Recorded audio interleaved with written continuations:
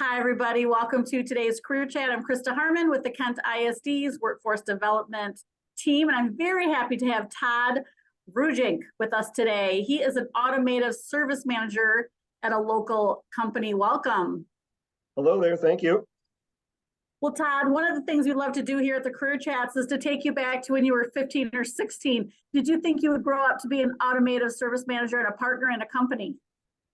I could only have hoped or dreamed that that might be the case. I knew I always wanted to work on cars from very early age, but I didn't know it would end up quite this way. So what were you thinking at that time that might be your career path? At that point, I just generally liked working on cars, my own, and I thought maybe I would end up being an engine rebuilder or builder, and it's just completely changed from that. So you've always been pretty talented with your hands, fixing things, taking things apart. Tell us about when you were a young one.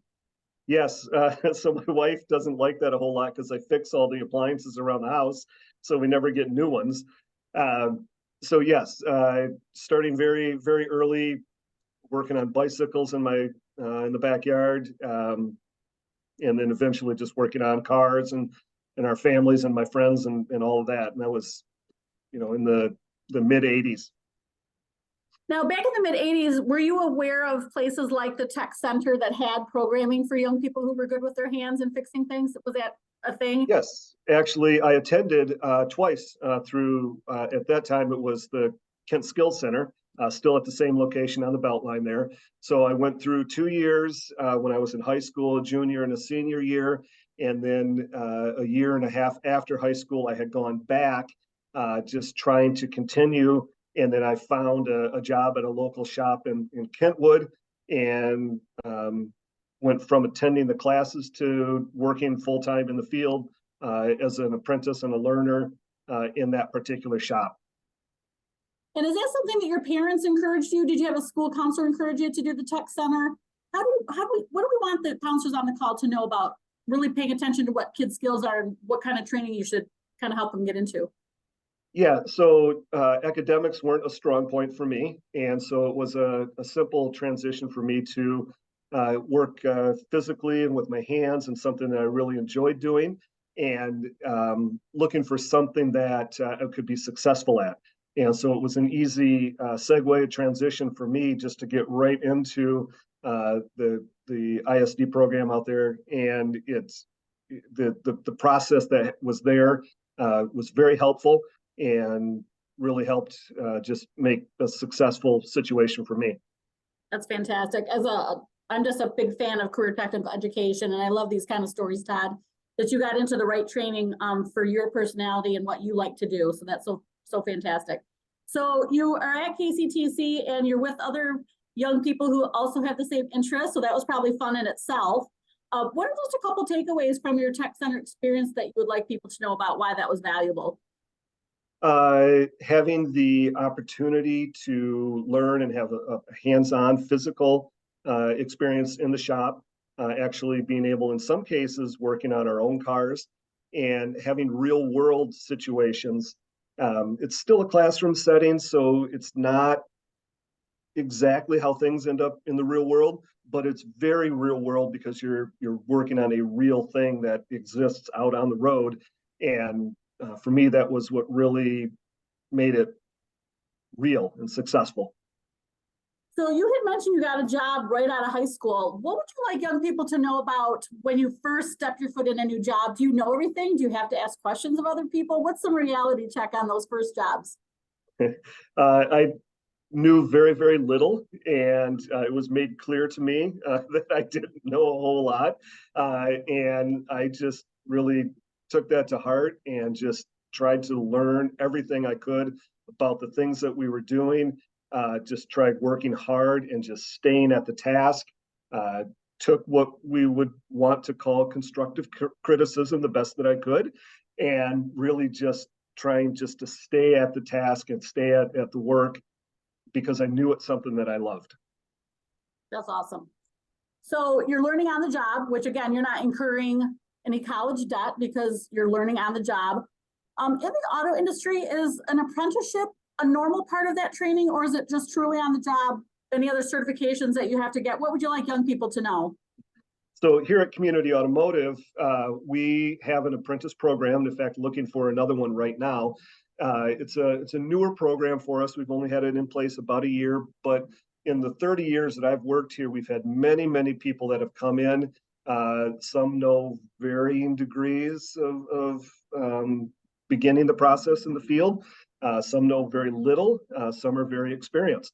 And so we really try to set up a program that if you want to get into this industry, we can show you how to get started, the training that you would need. We help provide that training, the courses, the classes, the opportunities, and you work with a mentor so that you can really get hands-on experience and work with somebody that is going to help lead you into this, somebody that's in the industry and wants to help grow other people so that they as well can see the opportunity and the growth that we have, especially if you're into electronics and computers.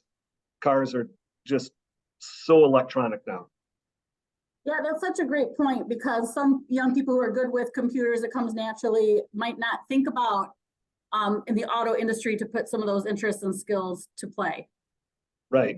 Yeah, and there's not a day that goes by that we don't have many cars hooked up right to a computer, and we're working on scanners and working on electronic systems, communication networks within the car, computers, modules, all of that. It's very different than it was 20, 30 years ago. And so I guess that's what I want young people to know, is that when you start a job after some initial training, you continue to learn, right? And is that something then your company sends you to some extra training to learn about these computers, to do the scanners and electronic systems? Like how do you get that extra knowledge, Todd? Yes, so we here have a program that's set up with our master tech, which is our shop foreman. You would work directly with him to identify things that you would want to work on, and as far as learning, and then where the courses are, you may end up going away out of the state for days or maybe even a week at a time to go to training. The company helps pay for most all of that, and our goal is to get you up to the speed that you want to and what the industry would require. Our expectations are quite high, and our goals are high for all the employees, all the individuals. So we really work closely to develop skills and abilities and keep those opportunities open. Yeah, that's important for young people to know how some of this training works, so they can understand the path. Is there differences between employers? What would you like young people to know about of maybe how other dealerships or other small mom and pop shops, what kind of should they be seeking for themselves? What should they be looking for in that interview process about that next level of training? Well, what I understand from dealer situations, they'll focus on one particular make, or you might even focus on just a couple of models, and it's very streamlined. We work on a huge variety of cars over many years, if not decades. So there's a huge variety of what we see. And that's one thing that keeps it very exciting. So you've got a range of very older cars all the way up to cars that are only 2 or 3 years old and new technologies. So the challenge is great. And yeah, we really want to try to focus on staying up to date with the latest technology. And that's why we really work closely with all the employees. And I think that's such a good point, as I try to help young people understand you have to kind of know who you are, because some people would really enjoy going to a dealership where you're working on, all Ford cars. There's just a lot more, you get kind of deeper into knowing that, whereas someone like you're a problem solver and you like the challenge of new things all the time. So again, for young people to kind of think about that for yourselves so you can fine tune what you might even want to do in this industry. I love that. Yeah. One of the things that teachers and counselors talk about in high school are life skills, soft skills, things like teamwork and communication. Some of the things I hear you talking about, that seems pretty important. Why don't you help the young people understand why those skills are so important to learn? What are you looking for as an employer? We have a whole set of core values that we've lined up, and we try to match up people that are coming to us looking for jobs to make sure that the values and the core values, who somebody is, what makes them tick, and what drives them, what helps them make decisions, moral decisions, and we align that with what the company values are. And so you want to have a very high standard and good practices, and you want to have definitely a work-life balance, and have your personal life situation and what your professional life mirror each other in a lot of ways, where you have similar values in both life and work and family. Yeah, and so I really hear you talk about a culture, right? The culture of the kind of people you work with and the kind of shop it is overall. Now, some of us might think that we know what automotive mechanics do on a daily basis, and obviously you're a partner now, and we'll get to that part of your career path. But could you just kind of describe what your daily work is like, and maybe some of the myths that you think people think about your career? Yeah, so it really can vary. And a technician might be assigned 2 or 3, 4 jobs any particular day. Generally, we try to do inspections, evaluations, testing, diagnosis in the mornings so that we can figure out what a car needs and get that stuff done. So then a service advisor can then get estimates together, get a hold of the customer, go through the vehicle, what needs to be done, any safety concerns, maintenance needs, and then they will upsell or get things arranged that have to be taken care of. And then you have to work on getting all the parts you need. And sometimes this take, a day or two, or there's delays and they have to come from out of town. And so then there might be a delay on that. In the afternoons, we try to get the repairs done. So hopefully the car will be completed that same day or the following day. Repairs could be anything from suspension or brakes, or as major as a timing chain replacement, which could be a 20 or a 30-hour job, which would take 4 or 5 days to do. Or it could be just simple maintenance, routine services, just to maintain a car and keep it on the road for what the manufacturer suggests. Yeah, I just saw today that I'm 2,000 miles over my oil change. We can schedule for November 22. You're booking out because you're popular. Yeah. Thank you for giving us even some of those other jobs that are behind the scenes. So again, that technician, you have the service advisor, you have people making sure the parts are coming in, you have obviously you're a manager. Before I move on to a little more of that career path of right out of high school, that first job into where you are now, why don't you just share what has been so rewarding? Why have you been in this business? Maybe one of your best days, and maybe give us one of your challenges too. Well, one, I really like taking something that's broken and getting it fixed and getting it functional again. That I really find a lot of pride in. I enjoy that. I'd rather see something fixed than thrown away and end up in a landfill and starting all over. And then I enjoy also some of the new technologies that come around, exciting advancements, cars that start thinking for themselves and helping us do things. Those are exciting parts. Challenges, yeah, they're every day. You think you know what you've got and what you're dealing with, and it's not a perfect science. And sometimes you didn't make the right call and you have to start over, or dealing with a car that just doesn't want to cooperate. And you have 2 or 3 problems, and it's a big challenge to talk with the owner of the car, try to figure out how do we fit within their goals and their budget, and how do we accomplish what we want to, which is get the car fixed and get it back to you.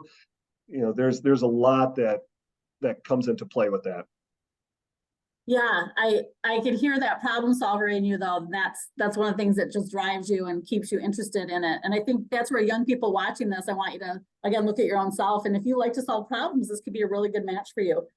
So let's go back a little bit to your career path. So you graduated from the tech center, you're in your first job. Did you stay at that same company for very long? Are you still at the same company where you started? Tell us about that. So the first shop I worked at, I was more of like a parts deliverer and cleaned up around the shop, in the shop, empty trash, that kind of stuff. And then I'd help some of the other guys do little things. I was there for, I think, a little over a year. And then I stumbled across the job that I have now, the shop that I'm at now, Community Automotive. And when I started, I still was not quite up to speed. I had a lot to learn, and it took a while. They were gracious enough for me where I worked with somebody kind of looking over my shoulder, and I was able to stand behind and shadow them. And so I was here for about 4.5 years, and I was looking for a growth opportunity. So I went to another place in Holland. Didn't quite work out the way I thought, and then ended up after about a year, a little over a year, ended up coming back here, and we started making big changes here. Started growing. I still was in the shop as a tech at that point, and then started working with customers on a 50-50 basis, dealing with the clients and working on the cars. And then as we grew, I had to get out of the shop and was at the front counter dealing with the customers on a full-time basis. Then had somebody else with me in the office that was doing the same as we continued to grow over the years. And now we have 8 techs and 3 service advisors, and I'm in the kind of the general manager of the whole shooting match, and now working on buying it. And so that's the whole transition from starting from knowing virtually nothing to now owning it. Yeah, that's amazing. Just to hear those different roles that you started taking on and that you moved up to the front with the customers, and now you have an opportunity to own it. Tell me what's exciting about owning the shop.